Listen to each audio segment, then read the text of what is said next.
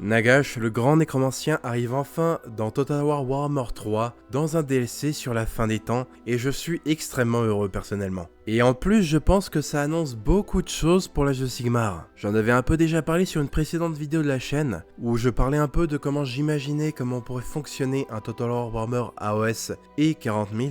Et j'avais aussi présenté mon avis sur les chances qu'on pouvait voir arriver l'un ou l'autre. Au final, ma conclusion avait été que si Creative Assembly avait les ressources et le budget pour créer un nouveau moteur de jeu et avait la vision pour 40 000, ce serait probablement celui-ci qui serait choisi de par sa notoriété et il serait donc le plus profitable. Ceci étant dit, pour moi, l'arrivée de Nagash et l'annonce qui ne sera pas le dernier DLC pourrait confirmer qu'un Total War Age of Sigmar finira par arriver, et je dirais même que techniquement, certaines parties de l'univers d'AOS commenceront justement à être jouables avec l'arrivée de Nagash. Parce que la forme de Nagash qu'on va avoir dans ce DLC, plus celle des Mortark avec Arcane, Manfred et Neferata sur leur monture abyssale, plus encore aussi les Morghast qui sont les proto-Ossiarch. Toutes ces choses sont sorties durant les événements de la fin des temps, et comme AOS et la suite, elles sont restées les mêmes dans les 10 ans qui ont suivi. Donc là vraiment, si vous êtes un fan d'AOS, avec la sortie de ce DLC, techniquement toutes les factions de la mort de l'âge de Sigmar seront en essence jouables, à l'exception près des Ossiarch. Et là encore, comme je l'ai dit, on a les Morghast qui sont les proto-Ossiarch. Donc vraiment, le fait qu'on commence à avoir ces personnages et ces modèles, ça laisse présager un avenir où ces modèles pourraient être réutilisés pour un jeu de l'âge de Sigmar développé par Creative Assembly. Et en plus, comme ils l'ont confirmé, le DLC sur Nagash ne sera pas le dernier de Total War Warhammer 3. Associé à cela qu'il commence la fin des temps avec Nagash, il est fort probable qu'il fasse un DLC pour chaque livre de la fin des temps. Donc Nagash, Glotkin, Kane, Tankol, et ça finirait avec Archaon. Ces DLC apporteront aussi différents modèles de la fin des temps qui sont aussi jouables dans AOS depuis 10 ans. Donc là on pense tout de suite à d'autres modèles comme Tankol lui-même, les Verminarch, les démons du Racornu, les Glotkin de Norgul, ou encore Archaon sur Dorgar avec la forme qu'il avait après avoir dévoré les différents démons majeurs du chaos. Et tout ça après c'est juste les modèles qui pourraient être réutilisés pour un jeu vidéo AOS par Creative Assembly. Parce qu'en plus aussi la fin des temps va introduire des événements narratifs qui servent de préambule à l'âge de Sigmar. Par exemple, le moment où différents héros importants ont été liés aux différents vents de magie. Et certains d'entre eux deviendront les dieux de l'âge de Sigmar. D'ailleurs, il est même possible que dans les DLC où ces événements arriveront, certains d'entre eux, comme par exemple Alarielle, pourraient avoir un modèle similaire à celui qu'elle a dans l'âge de Sigmar, du fait du pouvoir qu'elle va obtenir en étant liée à un vent de magie. Et en plus, il serait même possible qu'on ait des nouvelles figurines pour AOS, alors que l'histoire de la fin des temps avance. Par exemple, le dieu Sigmar finit par intervenir directement dans ces événements, et son arrivée dans Total War pourrait coïncider avec l'arrivée de son modèle dans AOS, d'une manière similaire à ce qui a été fait avec KT pour Oddworld. Donc là vraiment, comme je le dis, pour moi, quand Nagash va arriver, on va vraiment pouvoir commencer à jouer les armées de la mort telles qu'elles sont dans AOS. Et j'ai aussi espoir qu'avec les différents DLC de la fin des temps, on ait une jonction un peu plus saine avec AOS, qui pourrait être un peu mieux amenée qu'elle a été il y a 10 ans, ce qui pourrait un peu guérir certaines vieilles blessures qui perdurent, et réconcilier un peu une certaine partie de la communauté avec ces événements et avec sa suite. Parce que j'ai vu beaucoup d'autres personnes qui comme moi voient la fin des temps et pensent qu'un jour ou l'autre, Total War AOS ou un autre jeu vidéo développé par Creative Assembly finira par arriver. D'ailleurs, avec l'arrivée de Warhammer Survivor, qui joint Warhammer 40 000 et AOS, on n'est même peut-être pas à l'abri d'un DLC AOS à Total War Warhammer 40 000.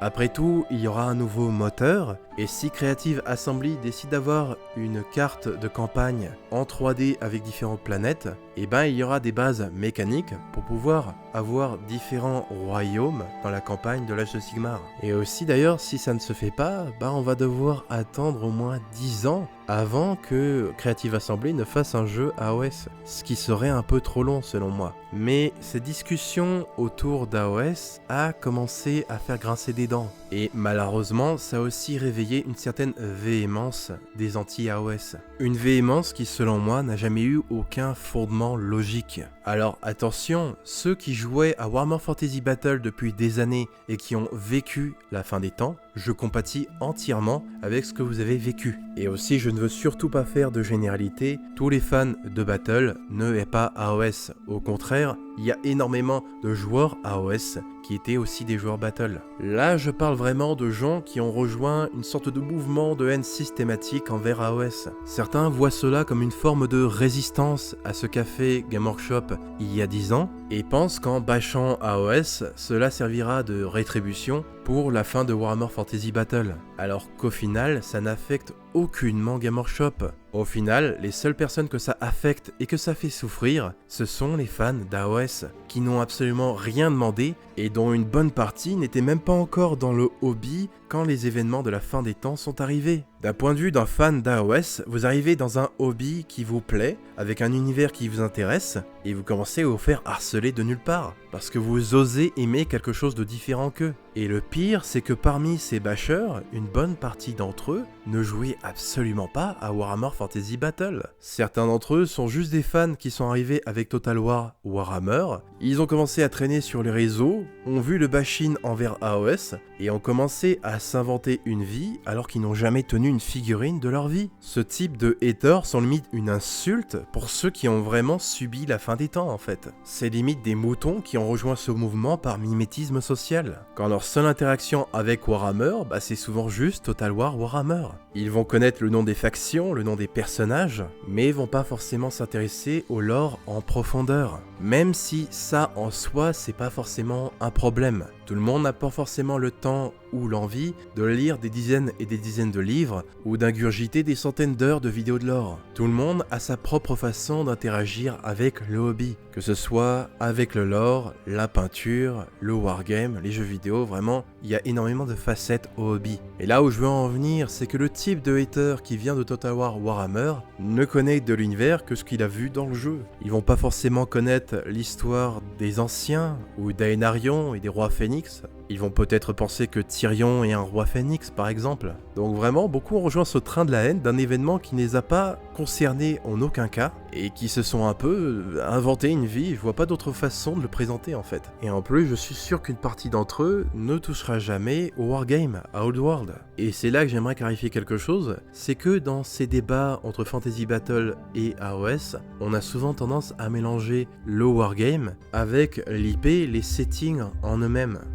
Et je pense qu'à ce stade, la confrontation entre guillemets entre le Wargame Battle et le Wargame AOS est terminée. Old World est revenu, chacun a son Wargame, chacun a ses règles de jeu, donc c'est vraiment plus une histoire de Wargame en fait. D'autant plus que chaque jeu de Wargame en eux-mêmes sont plus ou moins agnostiques en termes de figurines quelque part. Le Wargame, c'est pas un jeu vidéo où vous faites ce que vous voulez, où vous pouvez proxy dans le jeu que vous voulez, n'importe quoi. Ça peut être des bouts de papier et ça peut être n'importe quelle figurine que vous voulez. Non, je pense que maintenant, c'est complètement une histoire d'IP maintenant. Quel setting est le mieux? Ce qui n'a aussi aucun sens quand on commence vraiment à y réfléchir. Déjà, l'un est la continuité de l'autre. Les deux ont une ambiance différente, mais dans ce cas-là, elles vont plaire à des gens différents, tout simplement. Ou encore mieux, les deux vont plaire aux mêmes personnes. Ce qui montre vraiment qu'il y a tout à gagner d'avoir les deux communautés pleinement unies. Au lieu d'avoir des gens aigris qui gâchent le plaisir des autres gratuitement et disent n'importe quoi sur l'âge de Sigmar. Vraiment, une grande partie des arguments contre AOS, il suffit d'avoir lu un livre de bataille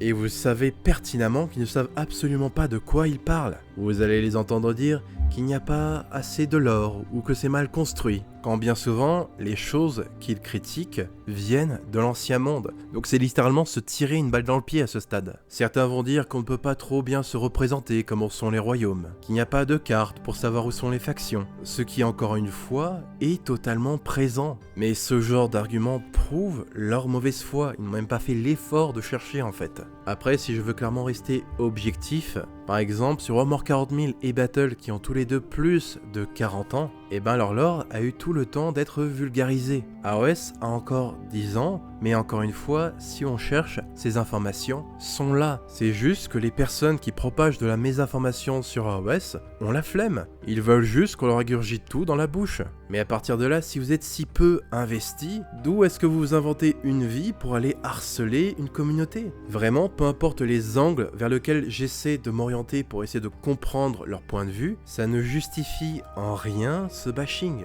Et là, plutôt, on parlait juste des anti-AOS qui ont été introduits à Warhammer avec Total War, mais il va y aussi y avoir des arguments sans fondement de la part des anti-AOS qui jouent au Wargame Old World, que je respecte déjà bien plus que le type précédent, je dois l'admettre. Mais là aussi, on va avoir une mode bizarre où ils vont inventer des chiffres de vente, parler de bruit de couloir et de rumeurs, comme quoi le Wargame Old World se vendrait mieux que AOS. Et que donc, bien évidemment, il devrait redevenir un jeu principal avec 40 000. Et ce, sans aucun chiffre concret. J'en avais un peu parlé sur une vidéo précédente de la chaîne, moi je les appelle les Trust Me Bro. T'inquiète frère, mon tonton travaille chez Game Workshop, j'ai raison. Alors que des vrais chiffres, si vous les cherchez, bah vous les trouvez. Par exemple, Lords of Wargames and Hobbies, qui sont des vendeurs d'un magasin physique qui n'est pas un Game Workshop, je précise, eh bien ils ont partagé leurs chiffres de vente. Warhammer 40 000